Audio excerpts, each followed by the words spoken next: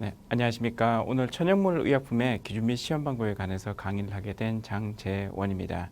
저는 제약업계에서 21년 정도의 경력을 가지고 있으며 오늘 이 자리를 통해서 해외에서 해외 한국 의약품에 관한 특히 한약, 생약 제제에 관한 기준 및 시험 방법에 대해서 강의를 드리도록 하겠습니다. 의약품은 규제 산업이라서 먼저 규제에 관한 정의를 알아보는 것이 굉장히 중요하고요. 보시는 바와 같이 한국에서의 규제 산업은 약사법이 1953년부터 시작되었습니다. 또 정의 부분에 있어서 의약품이라는 정의는 아래와 같이 굉장히 좀 읽어보시기에 복잡한 내용을 가지고 있죠. 이 내용을 그대로 좀 간단하게 적어보면 다음과 같습니다. 첫 번째는 의약품은 한국 내에서 대한민국 약전에 들어있으면 의약품이죠. 두 번째는 질병을 목적으로 하고 그거에 따라서 양리학적 효과가 있든지 없든지 상관없이 질병으로 대상을 해서 이거를 치료를 할 수 있도록 한다라고 한다면 그것은 약입니다. 그래서 셀라인과 같이 양리학적 효능은 없지만 이것이 질병으로 대상하는 정증을 가지고 있다라고 한다면 약으로서 분류가 되게 됩니다. 또 하나, 이번에는 양리학적 효능을 가지고 있는데 이때는 질병의 유무와는 상관이 없습니다. 예를 들어서 MSD의 자누비아와 같이 시타글립탄이라는 주성분을 가지고 있는 DPP4와 같은 모드 오브 액션을 가지는, 즉 파마콜로지컬 이펙트를 가지는 약물을 약이라고 지칭할 수 있습니다. 그래서 다른 나라도 마찬가지겠지만 한국에서의 의약품 정의는 보시는 바와 같이 약전에 있느냐, 그리고 질병을 치료를 하냐, 그리고 양리학적 효과를 가지고 있느냐, 이것에 따른 세 가지 분류로서 구분이 되게 됩니다. 두 번째, 유사 용어에 대해서 말씀드리겠습니다. 오늘 말씀드릴 부분이 천연물 의약품인데요. 천연물 의약품이 한국 내에서의 용어는 다음과 같습니다. 한약, 한약 제제, 한약을 약으로 만드는 포뮬레이션을 한 거죠. 또 생약, 생약 제제. 아마 들으시는 분들이 좀 생소할 수 있으리라고 생각을 합니다. 한국 내에서는 특이하게 한약이라는 제도가 있고 또 생약이라는 제도가 구분이 되어 있습니다. 한약 제제는 동양의학적 관점에서 개발한 의약품이고 생약 제제는 서양의학적 관점에서 개발한 제제입니다. 그러면 그 얘가 한국에 있어서의 천연물 의약품, 예를 들어서 천공이라는 약이 있는데 천공 중에서 뿌리 줄기에 있는, 즉 리조마에 관한 해당하는 성분은 한약이라고 저희가 구분을 하고 있습니다. 그런데 이거를 어떤 콤비네이션 테라피로 만들었는, 그래서 예를 들자면 사물탕, 한국 내에서는 아마 처음 들어보시겠지만 사물탕이라는 비닐에 쓰는 제제가 있는데 이 제제는 천궁, 당귀, 작약, 숙지황, 이 네 가지의 복합제입니다. 그 중에서 천궁이 들어가서 이 사물탕이라는 구성 성분이 되면 비닐에 쓰입니다. 그래서 이러한 제제를 가지고 있는 이러한 한약 제제는 동양의학적 관점에서 접근을 하는 제제입니다. 나라마다 좀 특이한 생약에 관한 구분들이 있는데 이런 큰 구분들을 가지고 있습니다. 한국에서는. 또 하나, 생약은 예를 들어서 은행잎 제제를 들었는데요. 징코빌로바 익스트랙트라는 주성분을 가지면 생약이 되고요. 이거를 타블레팅화해서 제형화하고 거기에 80ml를 집어넣는 이 제제는 생약 제제라고 구분이 되게 됩니다. 뒤에 조금 더 자세하게 말씀드리겠습니다. 영문으로서는 천연물은 내추럴 서브스턴스, 한약은 허벌 드럭, 그리고 한약 제제는 허벌 드럭 프리퍼레이션, 생약은 크루드 드럭, 그리고 생약 제제는 크루드 드럭 프리퍼레이션으로 구분이 되게 됩니다. 이거를 인삼이라는 천연물을 가지고 구분을 하면 이 인삼에 관한 꽃, 줄기, 뿌리를 다 합친 거는 천연물이라고 보시면 되고요. 아까 말씀드렸던 동양의학적 관점에서 한약이라고 한다면, 생약부터 먼저 말씀드리겠습니다. 생약이라고 한다면 이거의 약용 부위는 뿌리입니다. 그래서 이 뿌리를 생약이라고 할 수 있고요. 또 이거를 말려서 과립화한 거를 생약 제제라고 합니다.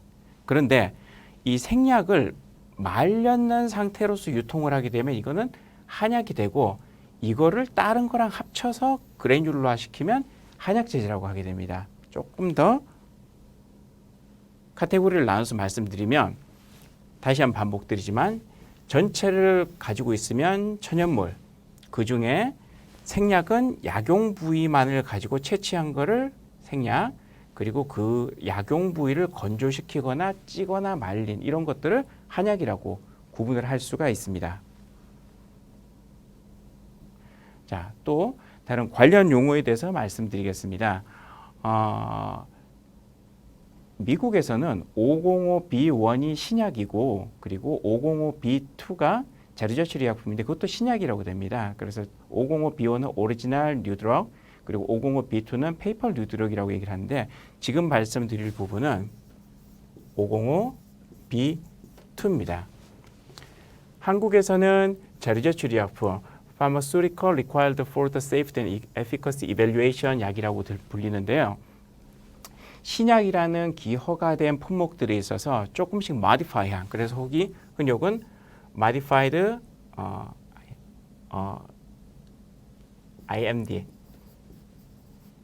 IMD 의약품이라고 불립니다.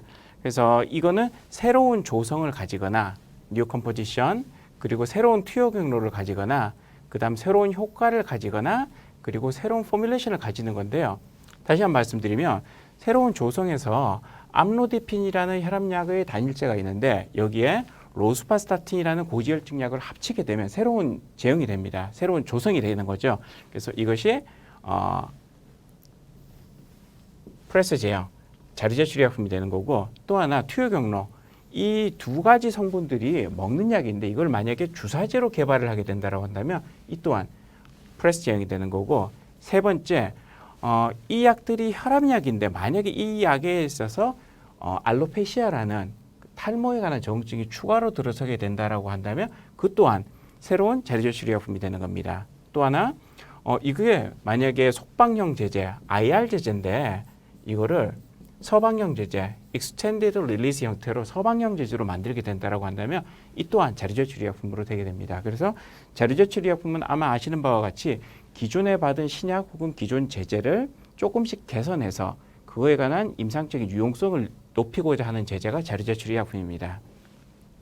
또 하나, 한국 내에서는 아까 전에 한약과 생약, 천연물에 있어서 한약과 생약이 구분이 된다라고 했는데 한약에 있어서는 한국만의 독특한 9가지 한약서가 있습니다. 그래서 보시는 것처럼 동의보감, 방약합편 등 9권의 책이 있고 그 중에 가장 유명한 책이 1963년에 만들어진 동의보감입니다. 그래서 한국에만 인정이 되는 한약서로서 안전성, 유효성을 입증받고 있습니다. 또 하나, 이제 한약 생약 제제를 들어갈 때 가장 중요한 개념 중에 하나인 아시는 바와 같이 지표 성분이라는 게 있습니다. 지표 성분은 인덱스 인그리디언트는 이 인덱스 인그리디언트가 약효를 성분들도 있긴 하지만 이거의 목적은 품질 관리의 목적입니다. 그래서 품질 관리, 분석에 관한 품질 관리를 목적으로 한 성분 혹은 성분의 그룹입니다. 그래서 예를 들자면 은행잎 정제에 있어 가지고는 플라보노이드와 테르펜, 락톤이 지표 성분으로서 품질 관리 기준으로서 분석되고 그리고 허가시 고려되고 있습니다. 그 다음 기타 용어에 있어서 한국에서는 2016년부터 케미컬 프로파일이라는 제도를 새로 만들었습니다. 핑거프린트 제도라고도 알려져 있는데요. 각 생약마다 가지고 있는 특색 때문에 그리고 생약마다 보통 확인 방법을 할 때는 TLC, Thin Layer Chromatography를 하게 되는데 그리 과학적이지 않기 때문에 여기에 대한 과학적 분석을 하기 위해 조금 더 향상된 HPLC 방법을 기준으로 잡자. 그런데 거기에 관한 약물마다의 특성을 핑거프린트, 케미컬 프로파일로서 가지고자 하는 목적으로서 이 제도가 2016년 10월 10일부터 들어섰습니다. 간단하게 말씀드리면 시료가 이와 같은 시간에 따른 크로마토그램을 가지게 됩니다. 그런데 여기 보시면 반복된 크로마토그램 피크가 보이시죠? 즉 리텐션 타임에 따른 혹은 렐러티브 리텐션 타임에 따른 피크가 중복적으로 반복이 된다는 것은 이게 표준화되어 있고 표준화되는 거에 대한 반복성을 가져서 이 생약 제제가 모든 성분을 다 분석할 수는 없습니다만 이 생약 제제의 특성을 이것으로서 확인할 수 있다는 그런 장점을 가지게 됩니다. 자, 그럼 한국 내에서 그 허가받은 그리고 해외도 마찬가지지만 허가받은 의약품들에 있어서 의약품들이 어떠한 규제 근거를 가지고 그 예가 어떤 건지를 잠깐 말씀드리겠습니다. 그래서 한국 내 규제 기관을 MFDS라고 하고요. 한국 내 의약품의 고시에 따라서 다음과 같은 마켓 오토리제이션을 가지게 됩니다. 첫 번째는 화학의약품입니다. 케미컬 의약품이죠. 두 번째는 한약 생약의약품. 지금 제가 강의하는 부분입니다. 그래서 Herbal Drug, Crow Drug입니다. 세 번째는 생물학적 지제입니다. Biologics라고 얘기를 하죠. 그래서 대표적인 예가 케미컬 의약품은 타이레놀, 아세타미노펜, 파라세타몰을 예를 들 수가 있고요. 두 번째, 한약 생약 제제 중에서 이 제제는 생약 제제입니다.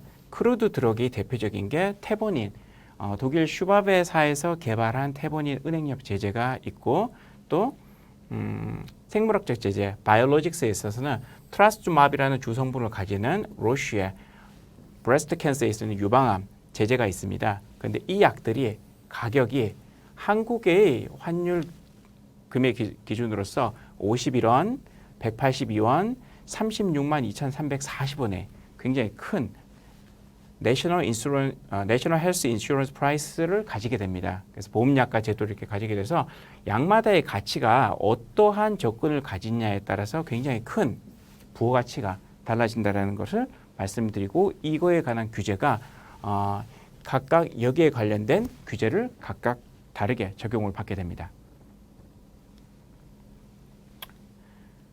그러면 한약 생약 품목 허가의 심사 규정에서 어떤 것들에 있어서 기준 및 시험 방법이 적용을 받는지에 대해서 알아보겠습니다. 첫 번째는 약이 제가 처음에 말씀드렸다시피 의약품은 약전에 있으면 약이라고 정의를 받게 됩니다. 그렇기 때문에 당연히 파마코포에야 약전에 있으면 약이고 한국뿐만이 아니라 USP, BP, FP, 독일, EP, JP는 전부 다 한국에서 인정받는 약전입니다. 또 하나 한국 내 식약처에서 MFD에서 고시하는 품목들은 그대로 기준 방법을 인정을 받게 됩니다. 세 번째, 각각 회사들마다 인하우스 스페시피케이션을 가지게 된다라고 한다면 인정을 받을 수 있는데 모두 다 인정을 받는 건 아니고 당연히 메소드 밸리데이션에 의해서 입증이 된 것만 적용을 받게 됩니다. 네 번째는 해외의약품인데요. 해외의약품도 마찬가지로 그 나라에서 입증이 되고 한국 내에서 그거를 검증을 받았는 경우에만 사용을 할 수 있습니다. 간단하게 다시 말씀드리면 약전에 있고 규제당국의 고시에 있고 그리고 회사 내에서 증명된 밸리데이션으로서 입증을 받고 해외에 있지만 증명된 밸리데이션으로 입증을 받으면 쓸 수 있다라고 이해를 하시면 됩니다. 대한민국 약전에 대해서 좀 말씀드리겠습니다. 대한민국 약전은 현재 12개정까지 나와 있는 상황이고요. 지금 보시는 주소에 따라서 들어가게 되면 대한민국 약전에 관한 설명을 보실 수 있습니다. 더불어 이 대한민국 약전은 1958년에 만들어졌고 이게 이제 첫 번째 판이 되겠죠. 그래서 58년부터 현재까지 12번의 개정을 이루어지면서 발전되어 오고 있습니다. 당연히 그 근거 규정은 약사법 51조 1항 약사법에 근거를 두고 있습니다. 자, 그러면 대한민국 약전은 어떤 구성을 가지고 있는지 말씀드리겠습니다. 여기 보시면 대한민국 약전은 약어로 K.P라고 하는데 대한민국 약전의 구성은 무슨 말씀인지 모르시겠죠. 통칙, 제재총칙, 의약품 각조, 일반 시험법, 일반 정보라고 되어 있는데 이해하시기 쉽게 이렇게 General Notice가 통칙, 그 다음 General Requirement for the Pharmaceutical Preparation이 제재총칙, 그 외에 각조, 그 다음 일반 시험법, 그 다음 일반 정보로 이루어지게 됩니다. 통칙은 일반적인 definition과 용어에 관해서 얘기를 하고 있는데 예를 들어서 감압이라고 한다면 22호에 2.0kPa 이하면 감압이다라고 그렇게 정의를 하기도 하고요. 또 하나 제재 총칙에서는 포뮬레이션에 관해서 얘기를 하고 있습니다. 그래서 finished product에 대한 포뮬레이션을 얘기를 하는 것들이 대부분이고 아시는 바와 같이 정제, 캡슐제, 엘릭서, 크림, 인젝션 등이 그 사례로서 얘기를 할 수 있습니다. 그 다음 의약품 각조 일부는 모노그래프 파트 1으로서 케미컬 의약품으로서 원료 의약품, 완제 의약품 예를 들어서 원료 의약품은 아세타미노펜이 될 것이고 완제 의약품은 아세타미노펜 타블렛이 되겠죠. 또 모노그래프 파트 2 부분에 있어서는 그 한약 생약 제제들이 여기에 들어가게 됩니다. 한약 제제가 대부분이겠죠. 그래서 여기도 마찬가지로 원료의약품, 완제의약품. 그래서 원료의약품으로서 한약으로서 인삼이 있다라고 언급이 되어 있기도 하고요. 일반 시험법에 있어서는 예를 들어서 가스크로마토그래피와 같이 일반적인 시험법에 대해서 나와 있는 것들, 이런 내용들을 두고 있습니다.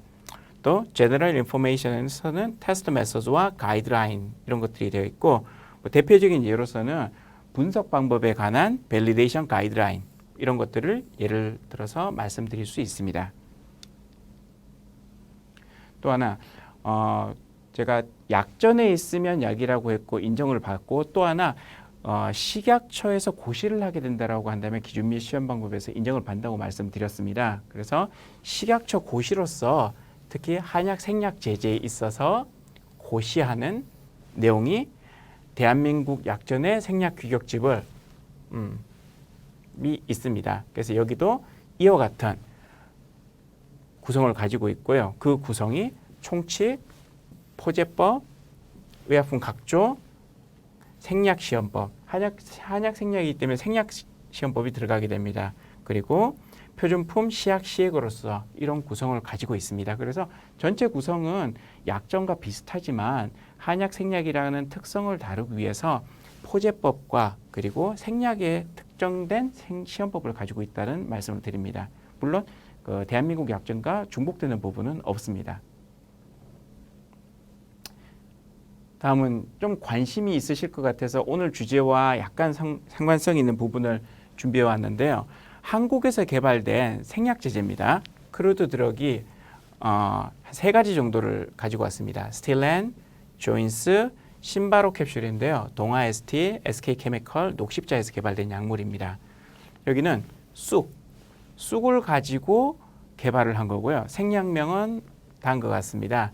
이거의 95% 에탄올 X를 농축해서 60mg을 만들었고, 적응증은 위험 적응증을 가지고 있고, 허가된 날짜는 2005년. 이와 같은 약 모양을 가지고 있습니다. 경구용 제제입니다. 입으로 먹는. 두 번째, SK에서 만드는 조인스는 오스테오아르트라이티스라는 적응증을 가지고 있고 97년에 허가를 받았고, 약 모양은 이러하고 세 가지 생약을 가지고 썼으며 생약의 그림은 다음과 같습니다.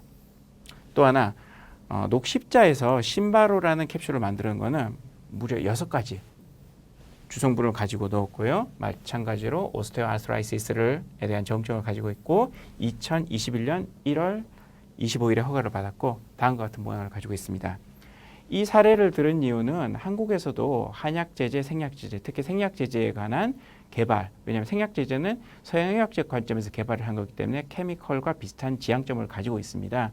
그런 점에서 조금 더 개량하고 발전시켜서 기존에 만족시키지 못한 필요성, 언맷 니즈를 발전시키기 위한 그런 욕구가 있고, 거기에 대해서 다음과 같은 개발 히스토리를 몇 가지 사례로서 말씀드렸습니다.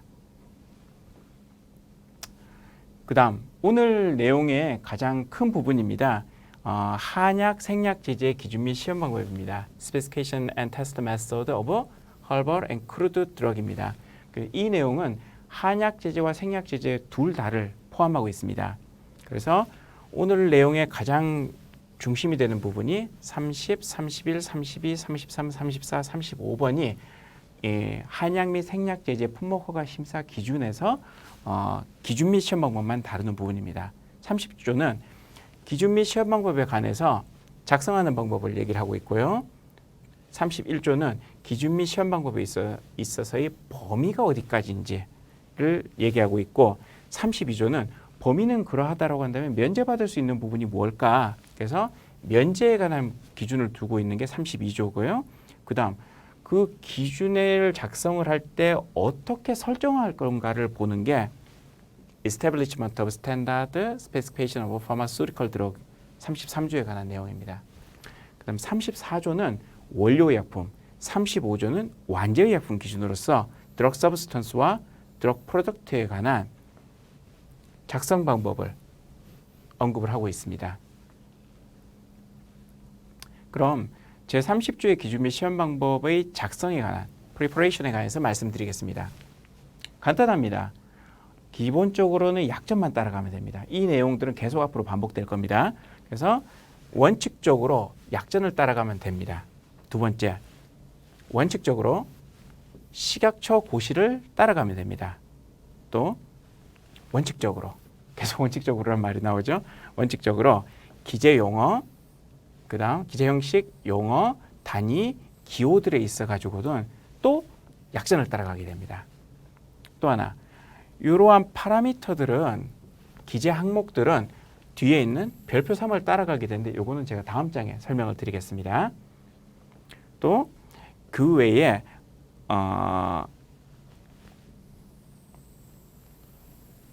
기타 공인된 방법은 약전 의약품 등 분석법 밸리데이션 실시 지침 또는 해외 약전 방법 등 공인된 방법에 따라서 실시를 하게 됩니다. 한마디로 약전이나 해외에서 입증된 것들에 있어 가지고는 인정을 하겠다라는 내용을 언급하고 있습니다.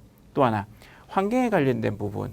예전에는 인체에 유해하거나 유해한 부분은 봤지만 환경에 유해한 부분을 별로 보지 않았는데 이제는 양쪽을 다 보게 됩니다. 그래서 인체나 환경에 유해한 물질이 되는 머큐리 컴파운드, 벤젠, 카본 테트라크로라이드, 원포 다이옥신 같은 이러한 인체나 환경에 둘 다 유해한 물질들은 사용에 제한을 두도록 언급을 하고 있습니다. 자, 그러면 좀 전에 말씀드렸던 기재 항목에 따른 별표 3에 대해서 말씀을 드리겠습니다. 별표 3은 드럭 서브스턴스와 그 다음 드럭 프로덕트에 있어 가지고 어떤 내용들이 기준 및 시험 방법에 들어가야 되느냐를 설명하고 있습니다. 동그라미 부분은 꼭 해야 되는 거고요. X는 절대로 하면 안 되겠죠. 근데 세모인 부분은 필요에 따라서 필요하면 시행하도록 되어 있습니다.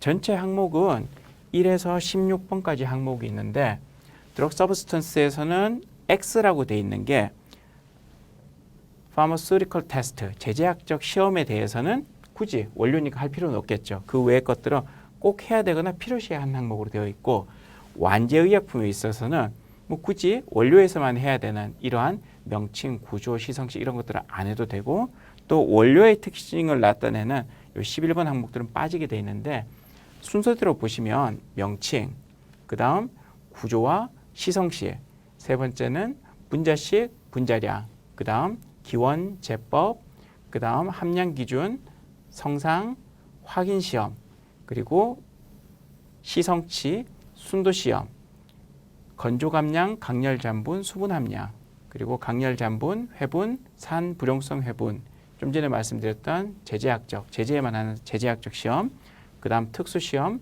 기타 시험, 그 다음 정량 시험, 그 외 표준액, 시약, 시액인데요. 이 중에서 원료 부분에 있어서의 가장 중요한 부분은 확인 시험이라고 할 수 있겠죠. 이 원료가 그 원료가 맞는지를 가장 확인하는 게 가장 중요한 부분이고요. 그 외에 물질마다의 특성을 나타내는 시성치도 굉장히 중요한 부분이라고 말씀을 드릴 수 있으며 또 정량법도 그 물질이 목표로 하는 물질인지를 확인했으면 얼마만큼 정확한 양이 들어있느냐도 굉장히 중요한 부분이 되겠죠. 그래서 저는 개인적으로는 기준 및 시험 방법에 있어서는 이 별표친 항목들이 원료와 완제 쪽에서 특별히 중요한 항목이라고 생각합니다. 다음은 기준 및 시험 방법의 자료 제출 범위에 대해서 말씀드리겠습니다. 한국은 신약이 있고 자료 제출 의약품, 좀 전에 말씀드렸던 IMD, 프레스 의약품이 있습니다. 근데 미국에서는 둘 다를 포함해서 신약이라고 정의를 하고 있죠. 근데 한국에서는 신약과 자료 제출 의약품 따로 구분돼서 설명을 하고 있습니다.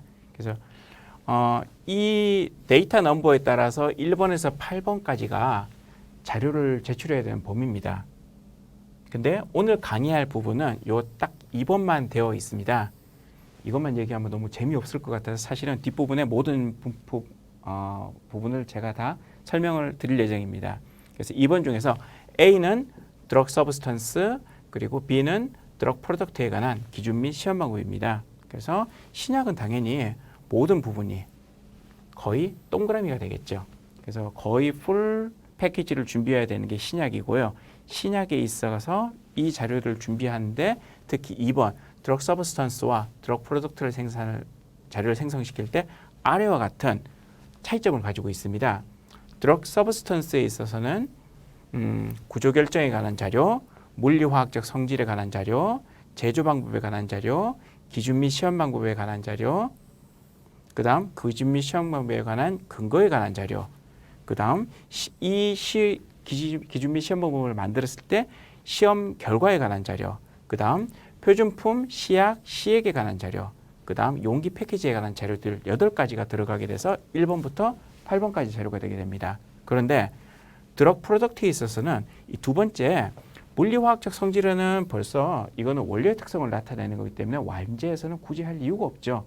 완제는 완제만의 포뮬레이션을 위해서 첨가제가 들어가기 때문에 필요가 없습니다. 그렇기 때문에 이 빨간 부분이 빠진 7가지가 드럭 프로덕트에 관한 자료가 되겠습니다. 그러면 오늘 내용은 좀 전에 말씀드린 바와 같이 2번에 관해서 주로 말씀드리겠습니다만 자료조치의 범위가 1번부터 8번까지인 관계로 조금 자세하게 전체 자료에 대해서 말씀드리면 1번은 개발, 기원, 발견 이런 거에 관한 자료고 2번은 좀 전에 앞장에서 제가 말씀을 드렸죠. 그리고 3번은 스테빌리티, 안정성에 관한 자료입니다. 그래서 A는 또 드럭 서브스턴스, B는 드럭 프로덕트에 관한 자료입니다. 그래서 이 중에 1번은 롱텀 스테빌리티, 장기 보존 시험과 가속, 엑셀레이티드 테스트 데이터를 내야 되는 자료고 2번은 스트레스 테스트, 가혹 실험을 내야 되는 자료입니다. 이 내용은 드럭 프로덕트와 같습니다. 그래서 3번 자료는 스테빌리티에 관한 자료다라는 것을 말씀을 드리고 있고요.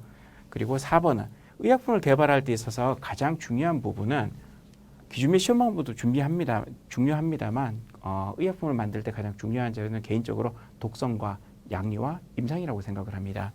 4번은 독성에 관한 자료입니다.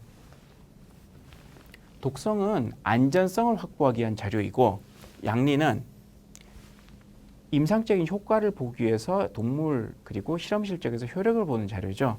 그래서 결론적으로는 이거를 달성시키고 이거는 결론적으로 허가를 받기 위한 목표를 가지고 이거는 잘 받았을 경우에는 내셔널 헬스 인슈런스 프라이스 즉 보험약가를 잘 받기 위한 이런 트랙으로서 개발이 되게 됩니다. 그래서 4번에 관한 독성에 관한 자료는 여기서 보시는 바와 같이 단해, 반복, 유전, 생식, 발생, 바람, 기타 독성으로서 나누어져서 전체가 6가지가 되죠. A, B, C, D, E, F. 물론 기타 독성은 조금 더 자세하게 나눠집니다만 여기서는 다루지는 않도록 하겠습니다.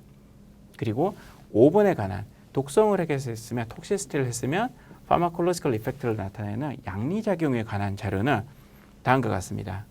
양리는 첫 번째 효력이 있냐 없냐라는 에피커시에 대한 효력시험 자료가 있고요. 두 번째는 요즘 굉장히 강조가 되어 있는 일반 양리보다 더 강화된 안전성 양리에 관한 자료가 B에 관한 자료. 그래서 A는 efficacy study data, B는 general pharmacology에서 현재는 safety pharmacology로 바뀌고 있죠. 그래서 안전성 양리에 관한 자료가 B, 그리고 C는 잘 아시는 바와 같이 ADME, 흡수, 분포, 대사, 배설에 관한 자료입니다. 그리고 D는 드럭 인터랙션에 관한 자료죠.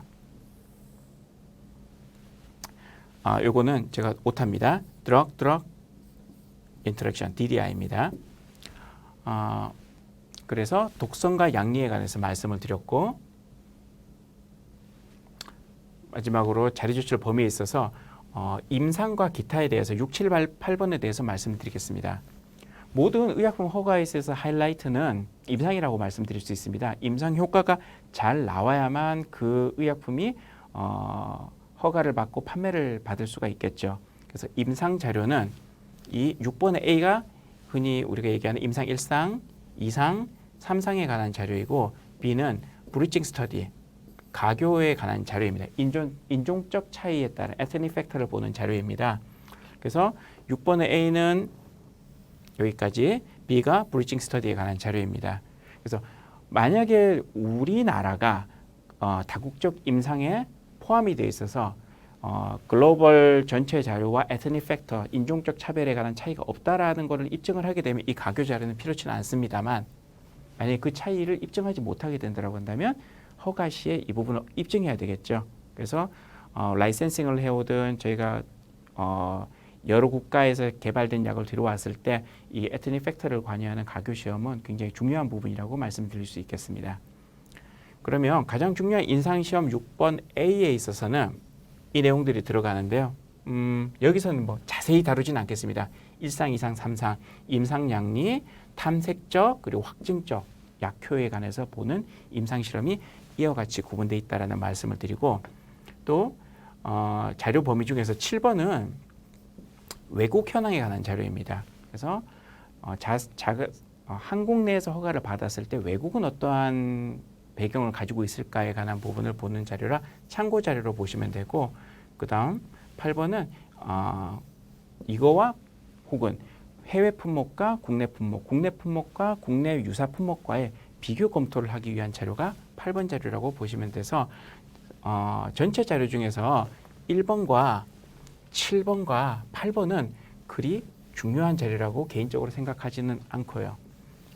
기준 및 시험 방법이 작성이 되고 거기에 따른 기준 및 시험 방법에 따른 스테빌리티를 작성을 하고 그리고 거기에 따른 독성, 그 다음 양리 이게 둘 다 임상에서의 효력과 안전성에서 근거 자료로서 이용이 되겠죠. 그렇게 해서 임상을 잘 이루어져야만 다시 말씀드린 바와 같이 허가를 마케팅 어서리제이션을 받게 되고 이걸 잘 받게 되면 당연히 경제성 평가를 거친 보험약가를 잘 받게 되는 그런 구조를 가지고 있다라고 말씀드릴 수 있겠습니다.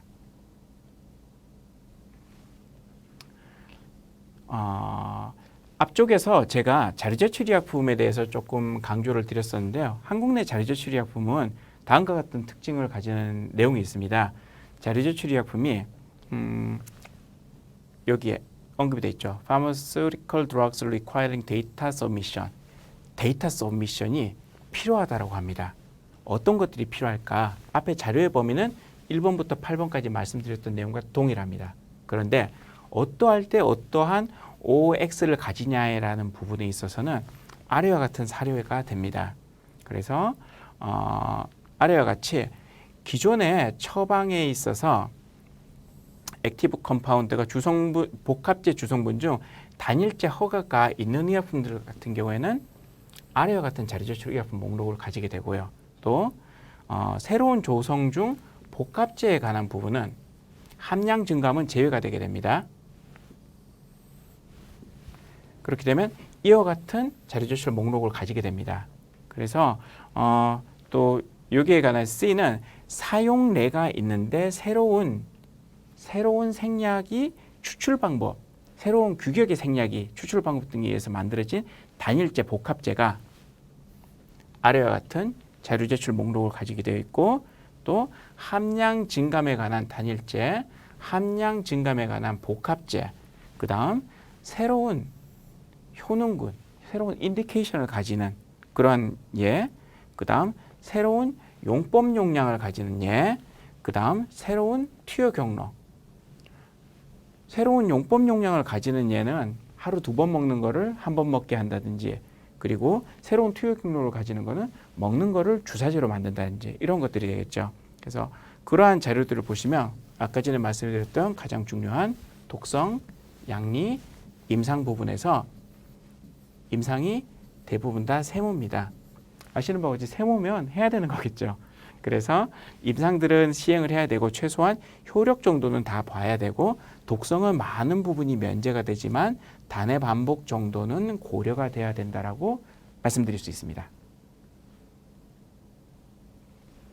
다음은 자료를 내는 건 좋은데 면제받을 부분이 있으면 훨씬 좋겠죠. 물론 합리적인 부분이 있어야 되는 거고요. 이 부분은 ICH 가이드라인 M3R2에서도 합리적이거나 불필요하면 하지 않아도 된다는 근거 규정이 있습니다. 그래서 그 근거 규정에 근거를 두고 있습니다. 그래서 면제에 관한 부분을 말씀드리면 이론적으로 기술적으로 불가능하거나 혹은 의미가 없다라고 한다면 하지 않아도 됩니다.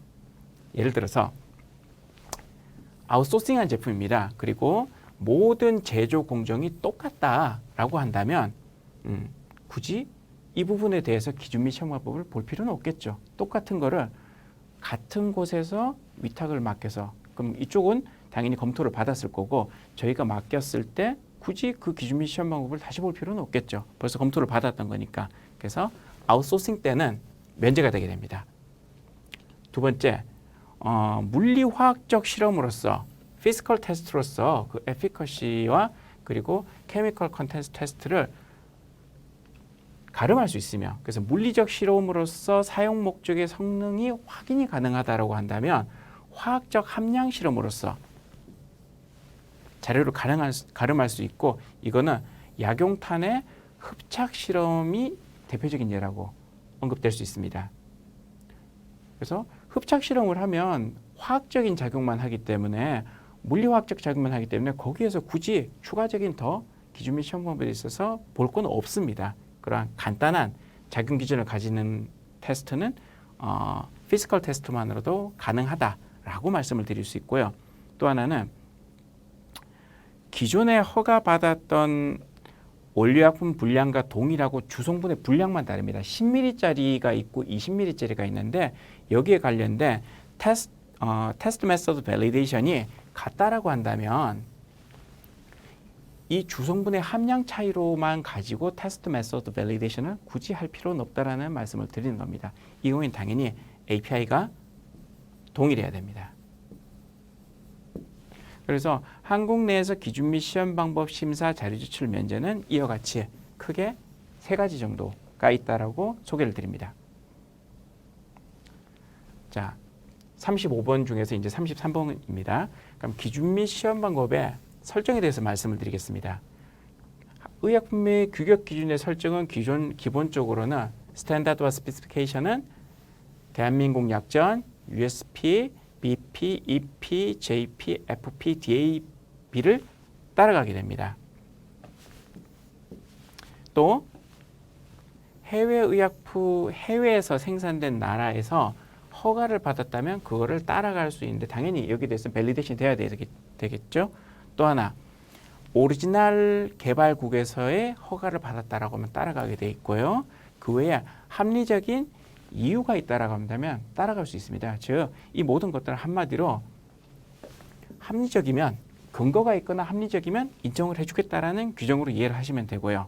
근데 이 자료들이 만약에 테스트 데이터라고 한다면 그거에 관한 소스 데이터는 꼭 실측치 통계로서 검증을 받아야 되고요. 그 실측치 통계에 관한 부분은 세 로트를 하고 한 로트당 3번 이상의 실험을 해서 입증을 해줘야만 됩니다.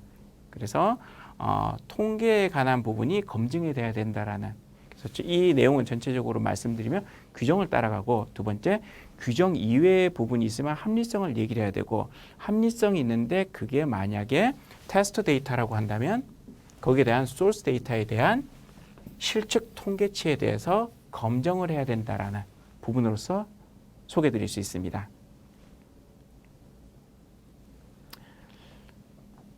그러면 의약품의 규격 기준 설정 부분에 있어서 규정에는 이렇게 나와 있지는 않습니다만 제가 좀 다시 정리를 했습니다.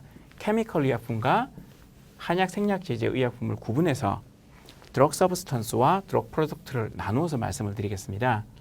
아시는 바와 같이 일반적으로는 케미컬 의약품은 99% 이상의 순도를 가져야 되고 효소 제제는 100% 이상 그리고 단백질 그다음 장기 추출물은 100% 이상의 함량을 원료 차원에서 가지고 있어야 됩니다. 그런데 생약은 99%가 불가능하죠. 그러다 보니까 90% 이상으로서 조금 완화해줘서 이게 약으로서 용이하게 비용 효과적으로 생산될 수 있도록 해주는 근거 규정을 가지고 있습니다. 자, 그러면 여기까지가 드럭 서브스턴스였고요. 드럭 프로덕트에서는 케미컬 의약품은 단일제는 드럭 프로덕트 차원에서 95에서 105%, 외용제는 90에서 110, 복합제는 90에서 110의 적합 레인지를 가지게 되고요. 생약 제제는 비추출 제제 같은 경우에는 지표 성분에 따른 좀 전에 제가 인그리디언트 인덱스는 품질 관리를 위한 기준이라고 말씀드렸습니다. 그래서 그 부분에서 90% 이상의 함량을 가지고 있어야 되고 추출 제제에 있어서는 레인지에 따라서 그 적합 레인지 안에 들어가야 되는 부분입니다. 그래서 상한 하한치를 두고 그 레인지에 들어가면 적합이라고 볼 수 있습니다. 또 양리 활성이 강한 그런 제재는 90에서 130이라는 명문화된 규정 설정 값을 가지고 있습니다. 이에 반해 케미컬은 항생물질 제재는 90에서 120, 그 다음 휘발성 물질은 90에서 130, 이건 오타입니다. 그 다음 소화효소 제재는 90% 이상, 그 다음 소염효소 제재는 90에서 130, 아미노산 제재는 90에서 130, 유산균 제재는 90% 이상, 살균 소독제는 90에서 110, 그 다음 단백 장기 추출물은 90% 이상, 그 외에 비타민 제재는 아래와 같은 기준을 가지고 있습니다. 어떻게 보면 한 생약 제제에 있어서 특징적인 게 단백 장기 추출물인데요. 약간 바이올로직스, 생물학적 제재와 비슷한 특징을 가지고 있습니다. 하지만 규정적인 부분에서 그리고 어느 정도의 레벨 부분에서는 훨씬 초기 단계 크루드한 물질이라고 설명을 드릴 수 있겠습니다. 그래서 90% 이상의 함량 부분을 가진다는 그런 특징적인 부분을 말씀드립니다. 이제는 의약품 규격 기준의 설정에 대해서 말씀드리겠습니다. 그래서 품질 관리 목적으로서 기타 테스트에 대해서 말씀을 드리겠습니다. 이것도 마찬가지로 케미컬과 한약 생약 제제로 구분을 해보면 pH, 그 다음 비중, 증발 잔류물, 알코올수, 보존제 시험, 제제 균일성 시험, 접착력 시험, 형상 시험, 미생물 한도 시험, 건조 감량, 회분, X 함량, 순도 시험 이렇게 나눠지게 되어 있고요. pH는 플러스 마이너스 1%, 비중은 플러스 마이너스 0.05 다 실측 통계치를 기준으로 하고 있습니다. 그리고 증발 잔류물은 상한치를 두게 되어 있고요. 알코올수는 만약에 4%가 넘게 된다라고 한다면 이 표시된 값에 있어서 최소한 90% 이상을 가지고 가야 됩니다. 보존제 시험에 있어서는 레인지를 가지고 있습니다. 80에서 120%의 레인지를 가지고 있습니다. 예전에 한국에서는 하한치만 가지고 있었는데 이제는 상한치도 같이 가지게 되었습니다. 그 외에 이러한 특징적인 기타 시험들은 약전에 따라서 하도록 되어 있습니다. 그 외에 건조 감량 시험은 건조 감량, 회분, X 함량, 순도 시험은 케미컬에서는 없습니다. 그런데 한약 생약 제제에 있어서는 건조 감량에 있어서는 120%나 그보다 실측치 값이 적은 기준을 가지고 있고요. 그 다음 이 부분은 회분도 마찬가지입니다. 또 X 함량은 X 제제를 만들었을 때 여기서 기준은 5에서 25% 이상인데 X를 많이 농축할수록 고함량의 X 제제를 만들 수 있습니다만 거기에 따른 허용 한계치가 꼭 있어줘야만 생약 제제의 특징을 잘 살릴 수가 있고 거기에 따른 비용 효과성을 담보할 수 있습니다. 근데 5% 미만일 때는 굳이 이런 기준을 두고 있지는 않습니다. 마지막으로 순도 시험에 있어서는 마찬가지로 대한민국 약전을 따라서 가도록 되어 있습니다. 원료의약품 및 기준 및 시험 방법의 작성 요령에 대해서 말씀드리겠습니다. 이번에는 드럭 서브스턴스에 관한 부분입니다. 드럭 서브스턴스는 한국 이름, 영문명, 구조식, 별명, 분자식, 분자량, 그 외에 기호 및 함량 규정, 그 다음 제법, 성상, 확인 시험, 그리고 시성치, 그 다음 순도 시험을 구분으로 되어 있습니다. 이 부분에서 좀 전에 제가 말씀드린 바와 같이 제가 개인적으로 가장 중요한 부분은 어디에서 생약 제제가 얻어졌고 그리고 어떻게 만들었고 그게 정말 그게 맞는지를 확인하는 확인 시험이 중요하고 이게 이거에 관한 특성을 나타낸 시성치가 좋고 그리고 여러 기타 불순물이 들어가지 않았다라는 것을 검증을 하는 그런 구조로 되어 있다라고 말씀을 드릴 수 있습니다. 그래서 순도 시험은 그 안에 용의 상태, 녹았을 때 깨끗한 상태를 보인지 아닌지를 보는 거, 그리고 중금속, 그리고 건조 감량, 강렬 잠분, X 함량 시험, 특수 시험, 그 다음 정량법, 저장 방법, 시약 시액이 있는데 당연히 이 중에서는 X 함량과 그 다음 정량법이 중요한 시험이라고 말씀드릴 수 있습니다. 그럼 앞에 적혀 있었던 이 네임에 있어서 어떻게 쓰는 것이 좋은지를 여기서 설명을 하고 있습니다. 인삼 30% 에탄올 건조 X를 5에서 7 볼륨짜리를 1로 만들었다는 뜻이 되고요. 그래서 드럭 서브스턴스에다가 extracted 플러스 manufactured라는 구조를 가지고 있는데 생략명에다가 인삼이 되겠죠.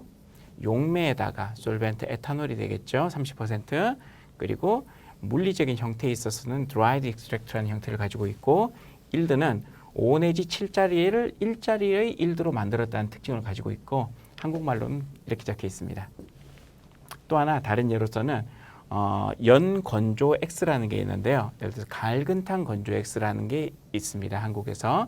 그러면 prescription name, 갈근탕, physical form, dried extract, yield, 8 내지 10짜리를 1짜리로 만들었다는 yield를 이렇게 표시를 하게 됩니다. 함량 기준에 있어서는 원칙적으로는 정량 가능한 지표 물질을 설정하도록 되어 있습니다. 원칙적으로 정량 가능한 지표 물질을 설정한다는 것은 불가능하다라고 한다면 안 해도 된다는 의미를 가지게 되는 겁니다. 모든 생략제제가 지표 물질을 다 확인하고 정량할 수는 없는 사항이기 때문입니다.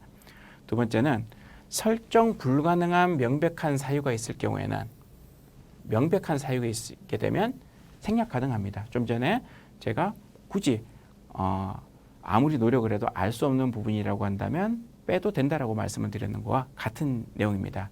그래서 의약품 허가는 합리성이 근거를 하게 되면 당연히 문제가 없다라고 이해를 하실 수 있습니다. 그 다음 원료 의약품에 있어가지고 확인시험입니다. 확인시험은 원료 의약품의 특성을 나타내기 위해서 이화학적 시험이 주되게 되고요. 또 원료 의약품의 특성을 나타내는 걸 근거로 이화학적 실험을 하게 됩니다. 근데 다음과 같은 순서로 나가게 됩니다.